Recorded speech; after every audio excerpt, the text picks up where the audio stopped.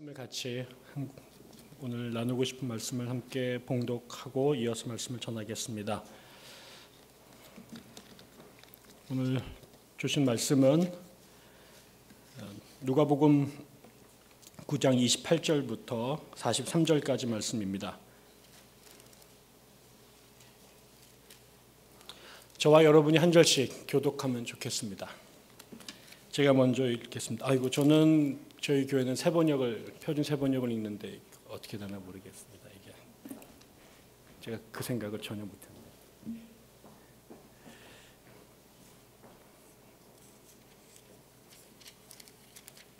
제가 먼저 읽습니다. 이 말씀을 하신 후 8일쯤 되어 예수께서 베드로와 요한과 야고보를 데리고 기도하시러 산에 올라가사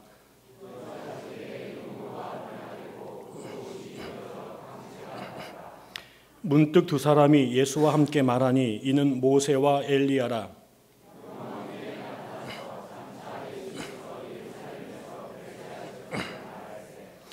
베드로와 및 함께 있는 자들이 깊이 졸다가 온전히 깨어나 예수의 영광과 및 함께 선 두 사람을 보더니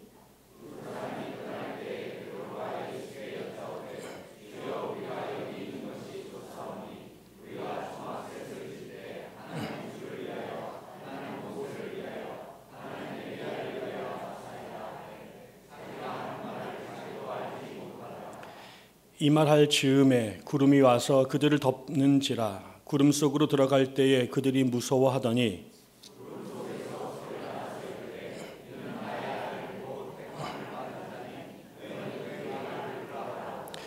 소리가 그침에 오직 예수만 보이더라. 제자들이 잠잠하여 그 본 것을 무엇이든지 그때에는 아무에게도 이르지 아니하니라.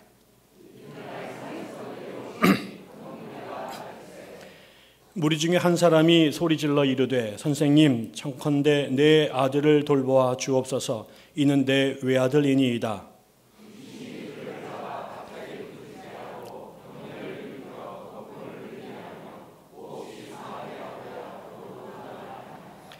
당신의 제자들에게 내쫓아 주기를 구하였으나 그들이 능히 못하더이다.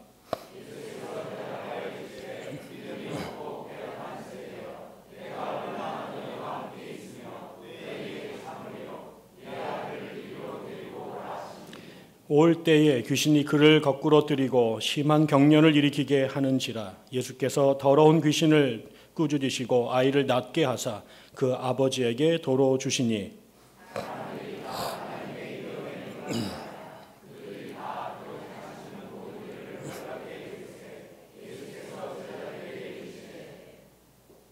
아멘.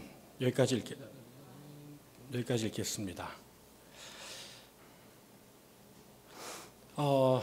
이 새벽에 저는 이게 참 불충한 종이라 제가 새벽 기도를 저희 교회는 없어요. 제가 집이 인천이고 저희 교회는 여기 역삼동에 있어서 그리고 개척한 지 3년이 됐는데 그동안 교회 터가 없어서요. 떠돌아 다니다가 이제 겨우 이제 장막을 이제 렌트를 해서 예배를 공간을 확보를 했는데요. 그래서 제가 새벽 예배를 앉은 지가 오래됐습니다. 얼마나 제가 기도를 안 하면은 하나님께서 영동교회로 가가지고 새벽 기도를 하러 제가 정말 오랜만에 이 시간에 깨어 있습니다. 그리고 개척교회를 하다 보니까 성가대가 없어요. 저도 음악을 참 좋아하는데 아침에 이 장로님과 권사님들의 합창을 들으면서 찬송을 들으면서 국립합창단이 와 있는 줄 알았습니다. 너무 좋았습니다. 네, 제가 오늘 설교를 죽을 쓰래도 하나님의 은혜가 이미 다 임한 줄 알고요. 제가 오늘부터 나흘 동안 제자에 대한 이야기를 하고 싶습니다. 사실은 제가 이렇게 잘못 온 건 사실인 것 같습니다. 이런 교회를 제가 오면 안 되는데 제가 무슨 말씀을 드리겠습니까? 정 목사님이 저보다 한참 선배시고 목회 경력도 저보다 2배나 많으시고 교회도 우리보다 10배는 큰 교회에 제가 와서 무슨 감히 제자 어쩌고 저쩌고 얘기를 할 수 있겠습니까? 그렇지만 저도 주님의 제자가 되기를 원하는 사람이고 여러분들도 주님의 제자로 부름받은 사람들이기 때문에 저희들이 살아가는 삶의 존재 이유와 우리의 정체성이 제자이고 제자이기를 원하는 사람들이기 때문에 새해가 됐을 때 우리가 어렵고 또 뭐 난해하고 뭐 참신하고 이런 이야기가 아니라 우리의 바닥을 다시 한번 다지는 그런 시간이 되면 좋겠다라는 생각들을 하게 됐습니다. 그래서 이게 여러분에게도 전하는 말씀이지만 제 자신에게도 네가 제자이냐, 네가 그 길을 제대로 가고 있느냐 라는 되물음을 저에게 던지고 싶기도 하고, 그래서 여러분과 함께 이 말씀을 나누고 싶습니다. 어쩌면 하나도 새로운 것이 없을 것입니다. 귀에 못이 박도록 우리가 들었을 터인데 그럼에도 불구하고 같은 이야기를 반복하고 싶습니다. 오늘 우리가 읽은 이 말씀은 소위 말한 변화산에서 일어난 그 기적의 이야기죠. 이 이야기를 모르는 사람은 거의 없을 겁니다. 저는 근데 오늘 이 이야기를 제자도와 관련해서 함께 생각을 해보고 싶습니다. 우리가 다 아는 것처럼 주님께서 당신의 사역을 시작하시면서 제일 먼저 하셨던 일이 제자들을 부르시는 일이었고, 그 다음에 3년 동안 하셨던 일은 그 부른 제자들을 훈련하시는 일이었고, 마지막 승천하시면서 하신 일은 그 제자들을 세상으로 파송한 일이었습니다. 그리고 그 제자들에게 부탁하고 명령했던 말씀도 가서 제자를 삼으라라는 것이었습니다. 베드로를 부르셨을 때, 야고보와 요한을 부르셨을 때 찾아와서 나에게 예배하는 자가 되라라고 말씀하신 적 없으십니다. 와서 교회 건축하라라는 말씀하신 적 없습니다. 그분의 초청은 전부 다 나를 따르라라는 것이었습니다. 나를 따르라고 하는 것은 피리 부는 아저씨 뒤에 아이들이 졸졸 쫓아다니게끔 따르라고 하는 것이 아니라 예수가 간 그 길, 너 자신을 부인하고 내 뒤를 따르는 것인데, 결국 예수가 간 길을 그대로 재현해내는 사람, 다시 모방해내는 사람, 그리고 예수가 가시고 난 그 뒤에 남겨진 예수의 사역을 다시 반복해서 이어가는 사람, 일생의 꿈이 어떻게 하면 예수를 좀 더 닮을까, 어떻게 하면 주님이 맡겨주신 사명을 조금 더 감당할까라고 하는 고민을 하고 살아가는 사람, 예수 닮기 원하고 예수를 이어가기를 원하는 사람, 그게 예수를 따르던 사람들의 목적이었던 거죠. 여러분들은 영동교회에 어떤 꿈을 갖고 오셨습니까? 올 한해는 또 어떤 기도의 제목을 갖고 이곳에 오셨습니까? 제가 10년 전에 교회를 개척을 처음 했습니다. 학교에 있으면서 하면 안 되는데 제가 덜컥 그렇게 망한 교회, 문 닫힌 교회를 다시 문 열고 들어가서 저희 가족과 함께 교회를 세웠습니다. 그때 제가 교회를 세우기로 결심했던 사건이 있었습니다. 저는 신학교에 중학교 2학년 때 결심을 하고 목사가 되겠다고 서원을 했지만 제가 신학을 해보니까 나는 목회에 적합한 사람이 아니라는 걸 금방 알았고요. 그래서 공부하는 걸 좋아했으니 선생이 되겠다고 해서 공부를 했습니다. 그리고 저는 제 친구들한테 저는 죽어도 목사가 되지 않고 담임 목회를 하지 않겠다. 만약에 이 땅에 담임 목사가 마지막 할 사람이 남아있다면 그게 아마 날 거다. 얘기를 하고 그렇게 안 했습니다. 저는 목회하시는 우리 목사님들 보면서 내가 목회하면 큰 사고 치고 신문에 날 만한 놈이다. 그래서 나는 하여튼 그 근거에 안 가는 게 좋겠다는 생각을 하고 살았습니다. 그런데 제가 마지막에 학교에 있으면서 목회를 결심하게 됐던 일은 아주 꽤 큰 교회, 제가 청년부 교육 목사로 10개월을 있었는데요. 이렇게 10년이 됐습니다. 새벽 예배를 드리러 갔는데 우리 목사님께서 야베스의 기도 본문을 갖고 한 주 동안 기도를 하셨는데, 올해 서울대 갈 사람 일어나시오. 올해 과장 승진할 사람들 일어나시오. 아파트 평수 넓어질 사람들 일어나시오. 그리고 그 같은 본문으로 일주일 내내 그런 설교를 하셨습니다. 그리고 그런 축복 기도를 쭉 하셨습니다. 아니 대학 좋은 데 가면 좋지요. 아파트 평수 넓혀준다는데 마다할 리는 없지만, 적어도 제가 예수를 믿기로 결심했던 순간 나의 궁극적 목표가 대학 들어가거나 좋은 아파트에 사는 게 제 꿈은 아니었거든요. 그것이 우리가 10년부터 나와서 엎드려 절하는 이유는 아니거든요. 그런 욕망이 우리 안에 있고 그 기도를 올려드리는 것이 결코 부끄러운 건 아니지만, 적어도 그것이 우리가 예수를 믿고 따라가는 이 새벽에 교회 나오는 이유, 그 욕먹어가면서 박해받으면서 예수를 따라가는 이유가 적어도 그것이 나의 궁극의 관심은 아니었기 때문에 그렇습니다. 저는 내 자식들이 저것이 복음인 줄 알고 저것이 교회라고 생각하고 자라는 것이 무서웠습니다. 그래서 홈스쿨링을 한다는 생각을 하고 교회를 뛰쳐나와서 교회를 시작했습니다. 저는 결국은 우리의 삶은 얼마나 예수를 닮느냐, 얼마나 예수가 간 길을 비슷하게 살아내느냐, 저는 거기에 우리의 목적이 있다고 생각합니다. 고신교단이 세워진 궁극의 그 출발점도 그런 것 아니었겠습니까? 한국의 교회들이 전부 다 우상 앞에 절하고 엎드려졌을 때, 외세의 억압 앞에서 우리의 신앙을 변절했을 때, 죽음을 각오하고 예수를 따르겠다고 결단했던 사람들이 세운 교회가 이 교단 아닙니까?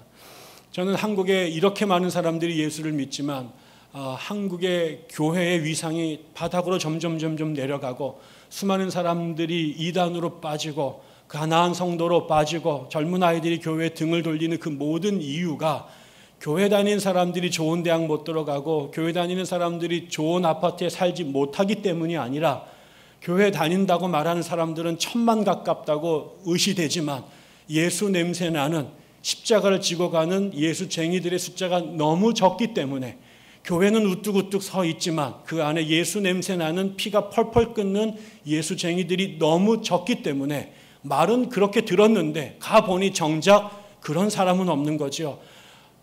잎은 무성하고 줄기는 우뚝우뚝 자란 나무들이 너무 많은데 그 앞에 가서 아무리 들여다봐도 열매가 그 안에 없으니 강대상에서 목사는 피가 터지도록 목이 쉬도록 복음을 전하고 예수를 말하지만 실제로 그 말씀의 열매가 성도들의 삶을 통해 드러나지 않으니 밖에 있는 사람들에게 저것도 또한 유토피아니즘이고 저것도 또 그냥 종교적 선동에 불과하다고 비아냥거리는 것 아닐까요?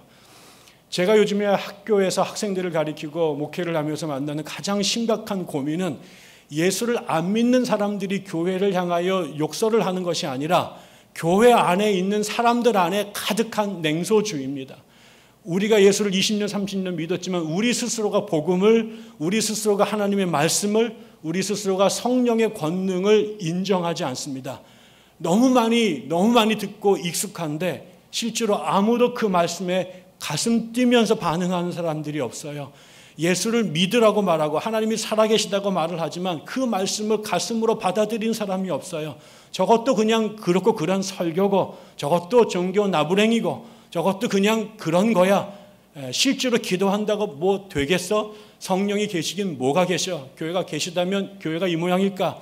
이게 교회 바깥의 문제가 아니라 제가 설교를 하고 성경을 가리키는 내 학생들 안에 그리고 내 교우들 안에서 발견하는 모습들이고요.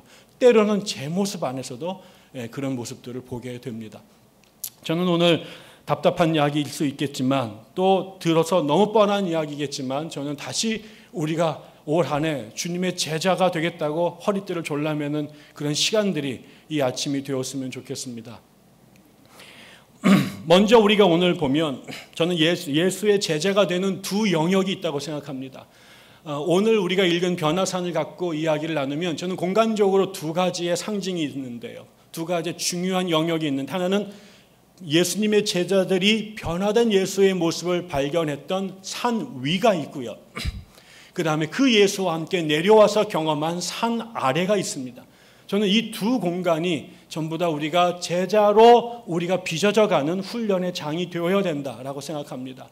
우리가 아주 심플하게 얘기를 하면 이 산 위의 변화산의 정상에서의 세상은 어쩌면 오늘 우리가 모여있는 이 예배당 안, 우리 교회, 우리 신앙 공동체라고 축소해서 환원해서 이야기할 수 있겠습니다.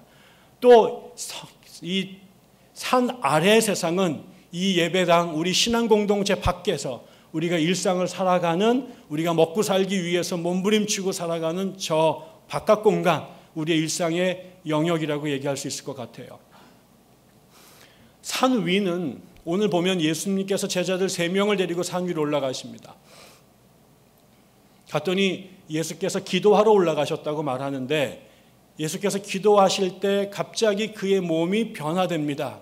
세상 사람들이 빨 수 없는, 세탁할 수 없을 만큼 가장 극단적인 하얀 모습으로 주께서 빛을 내시면서 변화하십니다. 그래서 변화산이라고 말하죠. 그리고 좀 지나고 나니까 거기에 이스라엘의 영웅인 모세와 엘리야가 예수 곁에 나타나셨습니다. 그리고 그 세 분이 이야기를 나누죠. 좀 지나고 나니까 이제는 하늘로부터 하나님의 육성의 음성이 들립니다. 이는 내 사랑하는 내 아들이다. 그의 말을 들으라. 이 이야기를 듣자 예수님의 세 제자가 황홀경에 빠집니다. 거긴 졸았다는 얘기도 나오고 잠이 들었다는 얘기도 나오지만 아무튼 이분들이 엑스타시에 들어가죠. 이 순간 너무나 좋아서 베드로가 자기도 모르게 이렇게 선언합니다. 주님, 여기가 좋사오니 여기에 초막을 새짓고 하나는 모세를 위해서, 하나는 엘리야를 위해서, 또 하나는 당신을 위해서 짓겠습니다. 여기서 같이 영원히 살았으면 좋겠습니다. 이렇게 얘기를 합니다.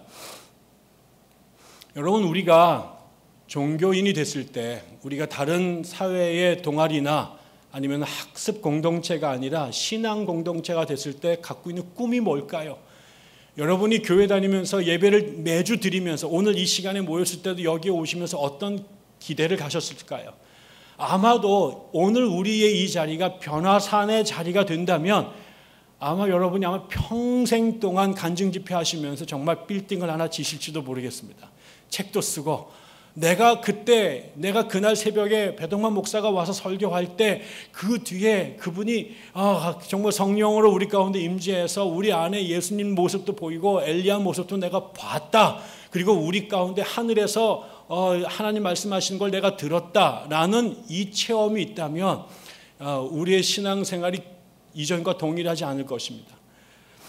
루돌프 오토라는 사람이 그 거룩함의 의미, 성스러움의 의미라는 책을 썼어요.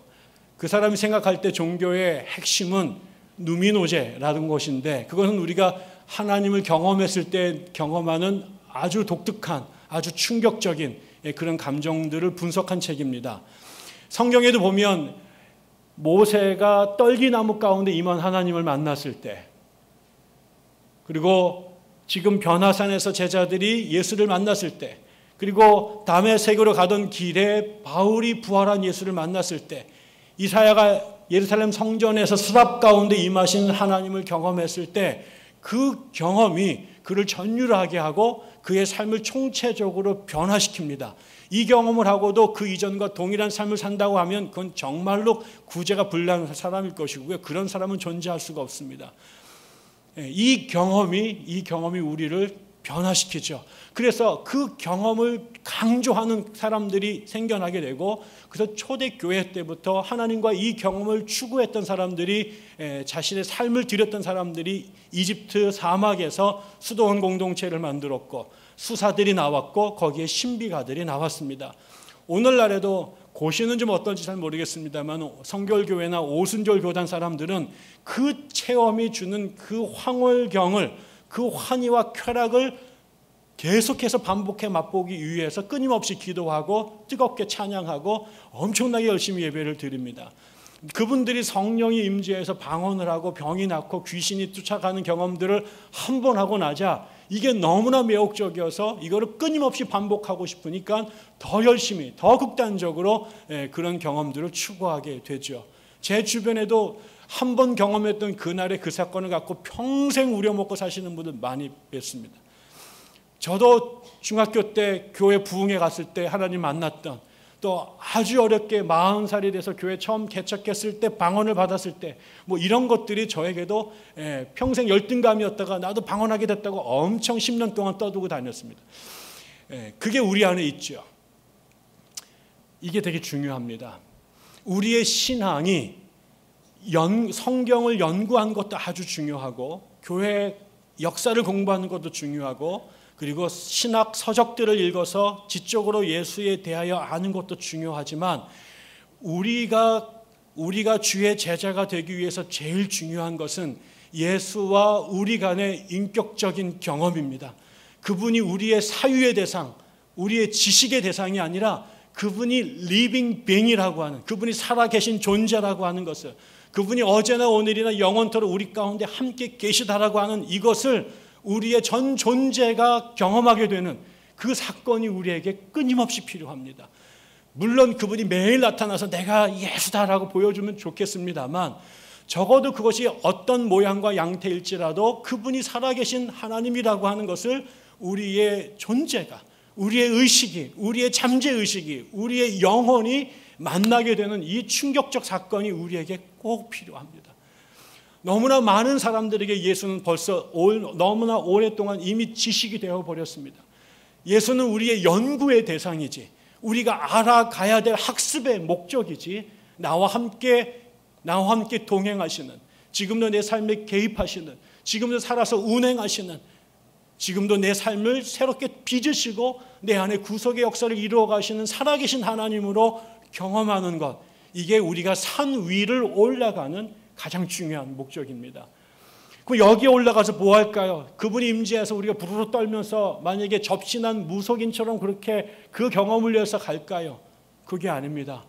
우리가 주님을 만나는 경험은, 우리가 그분을 인격적으로 만나는 것은 우리 안에 귀신이 들어와 우리의 몸이 부르르 떨기 위한 그런 영적인 쾌락을 위해서 추구하는 것이 아니라 우리가 보아야 될 게 있고요, 들어야 될 게 있습니다. 그건 뭐냐면 여기에 보면 예수님께서 모세와 엘리야와 함께 계셨다라고 말합니다. 이 세 분이 누굴까요? 모세와 엘리야는 이스라엘의 역사 가운데 가장 위대한 하나님의 종들입니다. 이스라엘에서 사람이 난 사람 가운데 이 사람들보다 놀라운 사람들은 없습니다. 사람의 몸으로 생물학적으로 태어난 사람 가운데 이처럼 영웅적인 사람이 이스라엘 역사에 없었어요. 그래서 그분이 하나님을 만났던, 하나님과 동행했던, 그래서 이스라엘 민족의 엄청난 기사와 이적을 이루면서 민족의 해방을 이루었던 지도자로, 영웅으로 역사 속에 계속 기억되어 온 거죠. 사람이 낳은 사람 가운데 모세, 엘리야만한 사람 없습니다. 이제 거기에 예수가 계셨어요. 처음에 그게 이스라엘 그 세 명의 제자들에게 아주 충격이었을 거예요. 그냥 요셉의 아들이었고 좀 똑똑한 종교 지도자인 줄 알았던 그 예수가 지금 모세와 엘리야 옆에 같이 있어요. 사람이 낳은 사람 가운데 이만한 사람이 없는데 우리 예수가 그런 사람이에요. 사람의 아들인데 사람의 아들 가운데 이만한 사람이 없어요. 참 사람이세요. 그런데 조금 지나고 나니까 하나님 뭐라고 말씀하세요? 좀 지나고 나면 모세와 엘리야가 없어집니다. 그리고 예수만 남습니다. 그 다음엔 하늘에서 음성이 들립니다. 이는 내 사랑하는 아들이다. He is not just son of man. This is my beloved son. 누구 말이에요? 하나님께서. 이가 그냥 엘리야와 모세와 동급인 또 하나의 great human being이 아니라 이 사람은 나의 사랑하는 아들이다. 이제 누구 말을 들을 거냐? 모세의 말이 아니라 이제 너희들이 들어야 될 말은 예수의 말이다. 모세의 시대가 갔고 예수의 시대가 올 것이다. 지난 역사를 내가 모세와 함께 그의 율법으로 세상을 이끌었다면 앞으로 내가 예수와 더불어 새로운 세상을 만들겠다. 우리가 성령을 경험해야 되는데요. 성령을 경험하는 가장 중요한 것은 방언을 하기 위함이 아닙니다. 성령이 우리 가운데 충만한 것은 귀신을 쫓아내기 위함이 아닙니다. 제일 첫 번째, 우리가 하나님의 영으로 충만해야 되는 것, 우리의 눈이 열려져야 되는 것, 우리의 심장이 두근거려야 될 것은 우리 앞에 서 있는 저분이 참 하나님이시면서 참 인간이시다라고 하는 가장 위대한 사람이지만 동시에 가장 경이로운 하나님의 독생자라고 하는 이 사실을 우리가 학습으로 되지 않고 유전으로 되지 않고 교회 오래 다닌 경륜으로 되지 않고 오직 여호와의 신으로만 그분이 보이고 그분이 누군지를 알기 때문에 우리가 변화산에서 성령을 통해 예수가 누구신지를 보고 알고 깨닫고 고백하고 그분을 향해 결단하는 역사가 나타나야 되는 것이죠. 우리가 이 자리에 오는 이유는 바로 그것입니다. 우리가 좋은 대학에 가고 좋은 기업에 가고 아무리 세상에 많은 글을 읽어도 그 어느 곳에서도 예수가 참 사람이며 그가 참 하나님이시다고 한 사실들을 아무데도 안 가르쳐줍니다. 우리가 성경을 읽지 않으면 그리고 성령이 우리에게 가르쳐 주시지 않으면 예수가 하나님의 아들이심을 우리가 들을 수 있는 기회, 들어도 깨달을 수 있는 기회가 없는 거죠. 우리가 베드로가 산 밑에 있을 때는 몰랐던 그분의 정체, 그분의 실체, 그분이 하나님이시라고 하는 것을 그가 어디서 깨달았냐면 그가 산 위에 올라갔을 때입니다.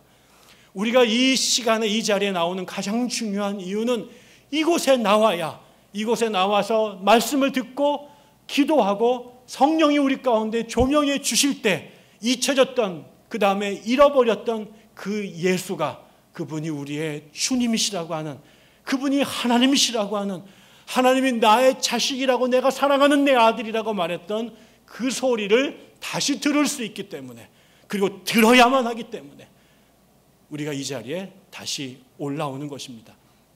올해 여러분의 예배가, 여러분의 이 공간이 여러분의 산 위가 됐으면 좋겠습니다. 그곳에서 여러분에게 다시 반복해서 하나님께서 여러분의 귓가에, 여러분의 심령 가운데 이가 내 사랑하는 내 아들이다, 저의 말을 들으라 라고 하는 소리를 듣게 되고, 그분이 변화되어 하얗게 빛나는 그분의 모습, 그것을 우리의 눈으로 다시 확인하게 되는 그 기사와 이적이 여러분의 예배에 반복되기를 주의 이름으로 축원합니다. 그런데요, 그러면 얼마나 좋을까요? 아마도 우리가 꿈꾸는 하나님의 나라라고 하는 것이 그런 모습 아닐까요? 우리가 우리의 눈이 열려져서 예수의 실체가 보여지고, 우리의 귀가 열려져서 하나님의 음성이 들려지고, 우리 안에 믿음이 살아나서 예수가 하나님이심을 고백하게 되는 그 자리, 너무너무 좋으니 세상에 내려가는 것 싫고 여기다가 우리가 집 짓고 여기 영구히 여기에 머물러 있읍시다 라는 고백이 저절로 태어나는, 생명의 말씀이 여기 있는데 우리가 어디로 갑니까? 여기에 주의 나라가 임했는데 우리가 어디로 가겠습니까? 라는 것이 누가 강압에 의해서, 교육에 의해서가 아니라 내 안에 영혼이 그렇게 반응하는 그 현장이 아마 하나님의 나라일 거예요. 그 하나님의 나라를 산 위에서 맛보았어요. 거기서 제자들이 머물고 싶었습니다.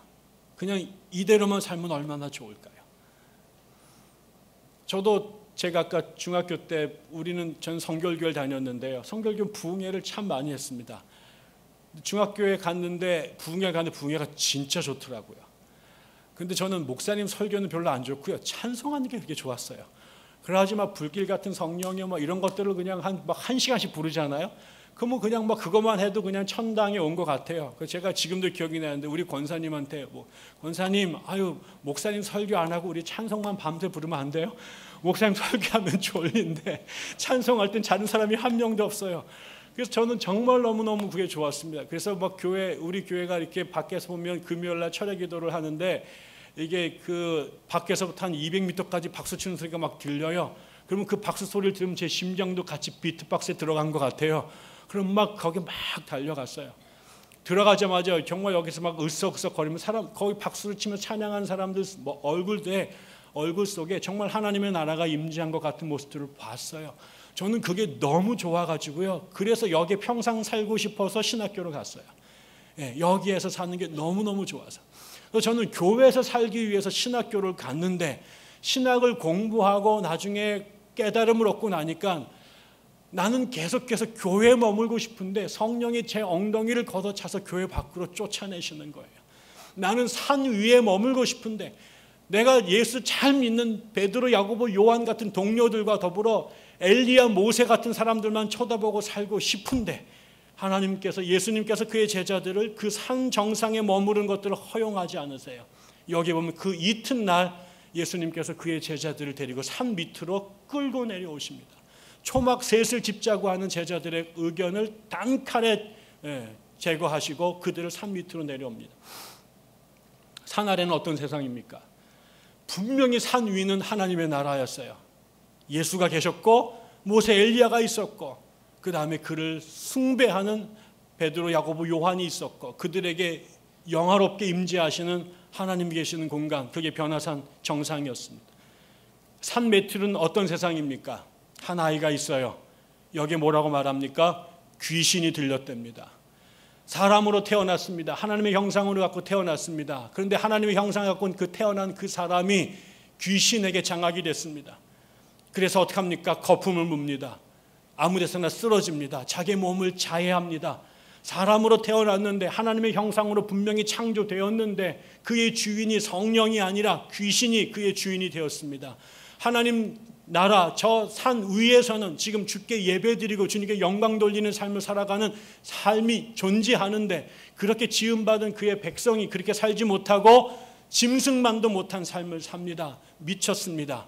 아무 데서나 침을 흘리고 그 다음에 경기를 일으키고 땅바닥을 뒹굽니다.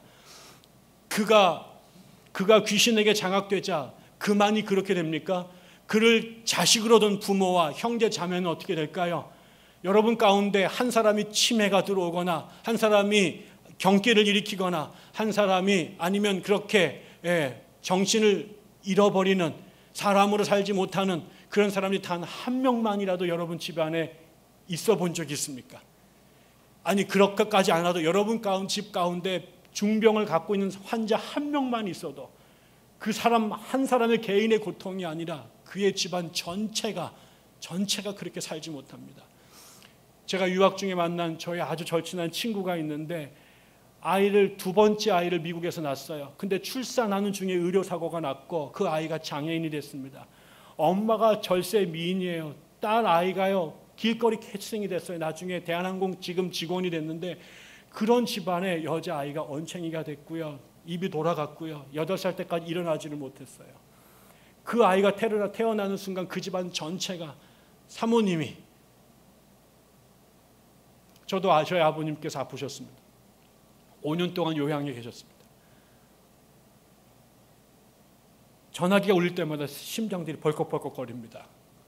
아버지가 돌아가셔서 장례를 치르고 나서야 집안 식구들이 처음으로 다리를 뻗고 숙면을 취했습니다.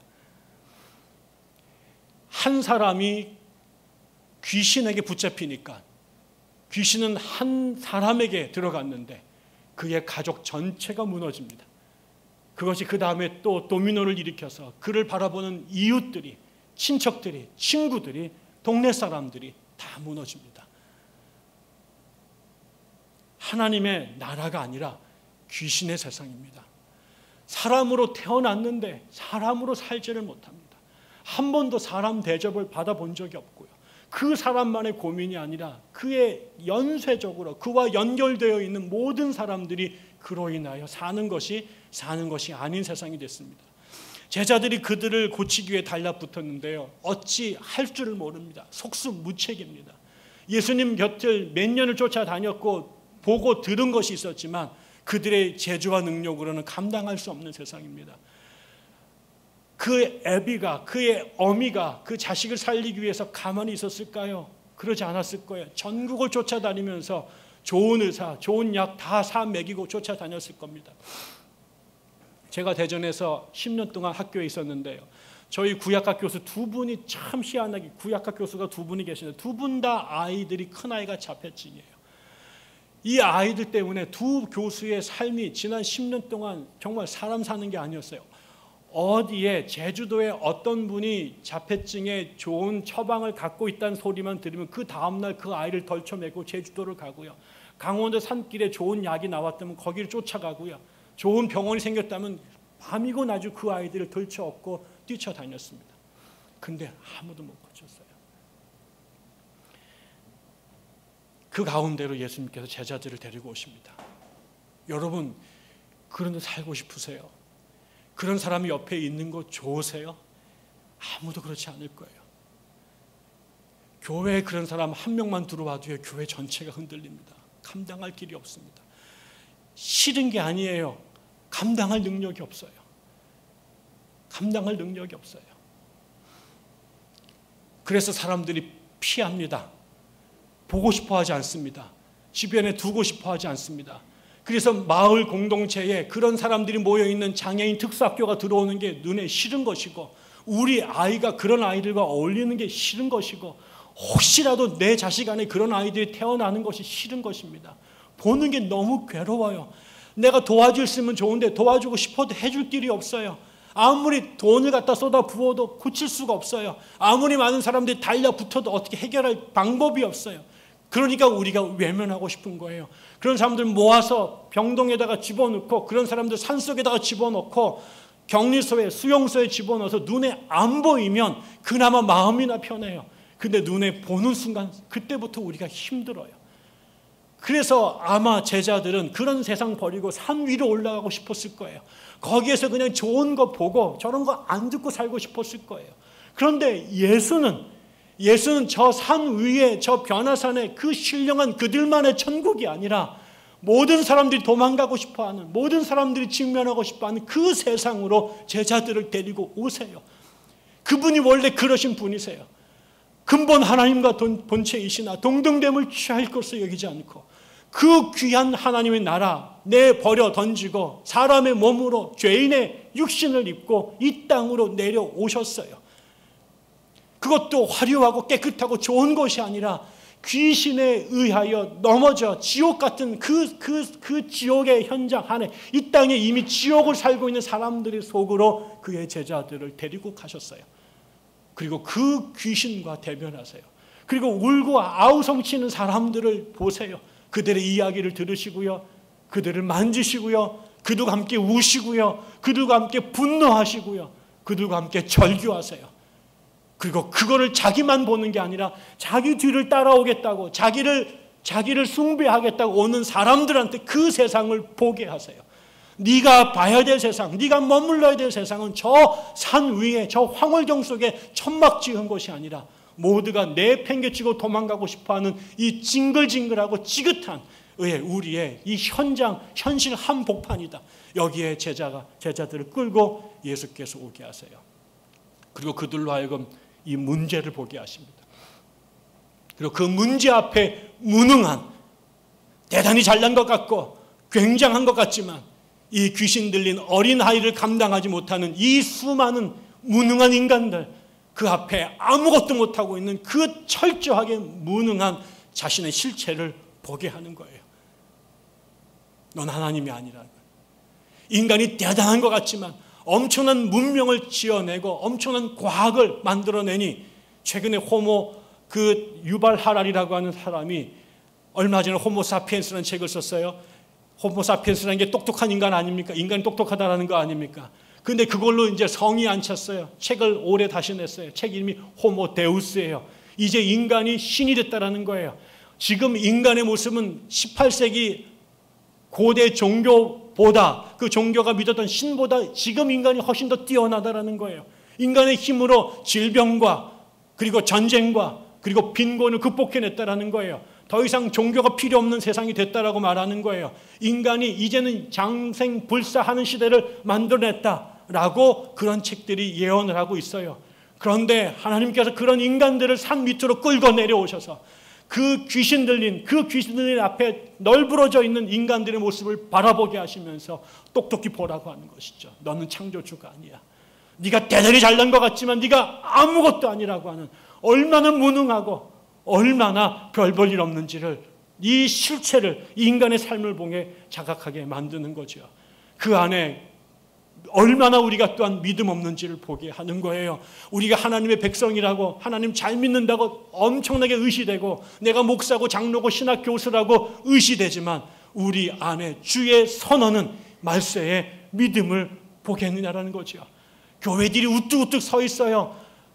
퀴즈를 내면 모르는 게 없어요. 성경을 수십독 하고요, 읽는 걸로 만족이 안 되니까 쓰고요, 그 다음에 외우고요, 너무너무 잘 알아요. 그런데 예수에 대하여 아는 사람들은 너무 많은데 예수를 믿는 사람들이 없어요.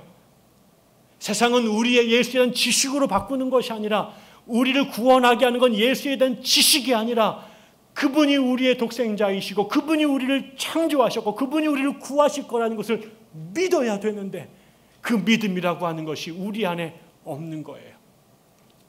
오늘 우리가 읽은 본문이 아니라 마가복음의 같은 사건을 보면 왜 제자들이 이 귀신을 쫓아내지 못했습니까? 라고 제자들이 마지막이와 죽게 넋두리를 하죠. 주의 답이 뭡니까?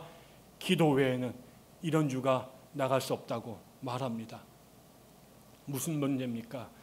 이 문제의 해결은 너희들에게 있는 게 아니에요. 우리가 이 세상을 바꾸는 게 아니에요. 세상을 지으신 그분, 세상을 구원하신 그분이 세상을 바꾸시고 이끌어 가신단 말이죠. 사람들이 세상을 바꿀 것 같지만 세상을 바꿀 수 없어요. 그래서 우리가 이곳에 나와 있는 거예요. 우리가 정당에 가입하는 것이 하는 사람도 있고 혁명단체에 들어가는 사람도 있지만 세상을 바꾸는 것이 이데올로기도 정당도 군사력도 아니라 이 세상을 지으신 그분만이 이 세상을 고치고 이 세상에 생명을 집어넣으신 그분만이 우리를 살릴 수 있다라고 하는 것을 우리가 믿고 그분이 우리 가운데 역사하시도록 요청하는 것, 그게 기도예요. 우리가 예수를 믿는 것은 우리가 슈퍼맨이 되는 것이 아니라 성령의 권능으로 우리가 귀신을 쫓아내는 능력이 우리에게 생기는 게 아니라 그 일을 행하시는 그분과 우리가 접이 붙는 거예요. 그분의 능력이 우리를 통해 이루시는 것들을 우리가 보게 하는 거예요. 우리가 해야 될 것은 그분의 권능을 인정하고 그분께 의지해 그의 이름을 부르는 거예요. 우리가 고칠 수 없다라고 하는 것, 우리가 주인이라고 하는 것, 이 미친 세상에, 정신 나간 세상에 살 수 없다라고 하는 것, 하나님 도와달라고 우리가 그분의 이름을 부르는 것, 그 우리의 부름에 우주 끝에서 우리의 삶으로 달려와 우리의 삶 가운데 임재하시는 하나님을 경험하는 것. 그래서 그분이 우리 안에 있는 귀신들을 쫓아내고 우리의 눈물들을 닦아주시고 우리의 무너진 다리의 힘을 다시 공급하셔서 우리가 일어날 수 있도록 도와주시는 하나님의 경이로운 역사를 경험하는 것. 그렇게 그분이 우리의 이 정신 나간 귀신 들린 세상을 하나님의 나라로 바꾸어가는 것들을 우리가 경험하는 것. 예수가 그렇게 당신의 나라를 세워가는 것들을 옆에서 지켜보면서 우리도 조금씩 믿음이 생기고 조금씩 입을 열어 그의 이름을 부르고 그분이 이루어 가시는 그 세상을 꿈꾸고 그분이 걸어가시는 그 길을 우리도 조금씩 따라갈 수 있도록 자라가는 것. 그렇게 그분이 우리를 당신의 사람으로 변화시켜 가는 것. 그게 우리가 제자되는 과정이고 그 제자됨의 과정은 바로 산 위가 아니라 산 아래에서 예수를 통해 이루어지는 것이지요. 많은 사람들이 제자가 되기 위해 교회로 달려옵니다. 여기에서 성경을 공부하고 예배를 드립니다. 매우 중요합니다. 그렇게 예수를 하나님의 아들임을 우리가 여기서 경험해야 됩니다. 그러나 우리가 진짜 제자로 숙성되는 것은 이 변화된 예수의 모습을 만나고 난 다음 우리가 도망가고 싶어서 던지고 뛰쳐나왔던 우리의 일상의 자리, 돌아가면 거기에 눈물이 있고 절규가 있고 신음이 있고 냄새가 있고 분쟁이 있고 그 다음에 성난 함성이 있는 그 자리로 들어가 거기에서 예수와 함께 그분이 그 미친 세상을 하나님의 세상으로 역전시켜가는 것들을 함께 경험하며 그분 뒤를 거기서 버텨내는 것, 거기에서 하나님의 진면목을 발견하는 것. 그러다가 그 쫓아가다 보니 어느샌가 그분이 가시고 남겨진 그 자리에 내가 어느샌가 예수의 이름으로 같은 사역을 감당하고 있는 나를 발견하게 되는 것. 그렇게 우리가 제자로 이거져 가는 것이죠. 저는 올 한 해 이 교회 성도들이 그렇게 여기에서는 산 위에서의 예수를 만나 뵙고 이제 문 밖에서는 산 아래의 예수를 만나게 돼요. 지나고 나니 앞이든 뒤든 교회 안이든 교회 밖이든 오로지 그분과 동행하며 나도 모르게 주님의 제자로 이거져 가는 놀라운 한 해가 되기를 주의 이름으로 축원합니다. 기도하겠습니다. 하나님 아버지, 귀한 백성들 이 새벽에 당신 뵙고 싶어 이렇게 달려나와 엎드려 말씀을 들었나이다. 하나님, 우리 가운데 임재하여 주셔서 이 자리가 변화산이 되게 하여 주옵소서. 우리의 눈이 열려 주의 전에 거룩한 것을 보게 하시고 우리의 귀가 열려 하나님께서 선언하시는 그가 나의 사랑하는 아들이라고 하는 놀라운 하나님의 예언을, 하나님의 계시를 우리가 듣게 하시며 이제 예배가 끝나고 돌아가는 우리의 삶의 현장에서 매 순간순간 우리의 눈물과 탄식 속에 함께 하시며 귀신이 지배하는 것 같은 정신나간 세상을 하나님의 세상으로 뒤집으시는 예수 그리스도의 그 놀라운 역사를 함께 목격하고 함께 동참하고 또 증언함으로 우리도 어느새 주의 제자로 한 걸음 한 걸음 그렇게 자라가는 놀라운 것들을 경험하는 한 해가 되게 하여 주옵소서. 주여, 우리 안에 거룩한 비전을, 거룩한 목적을 품게 하시옵소서. 우리가 예수를 알게 하시고 예수를 믿게 하시고 예수를 따르게 하시고 예수를 증거하는 자들로 자라게 하시옵소서. 예수의 이름으로 감사하며 기도드립니다.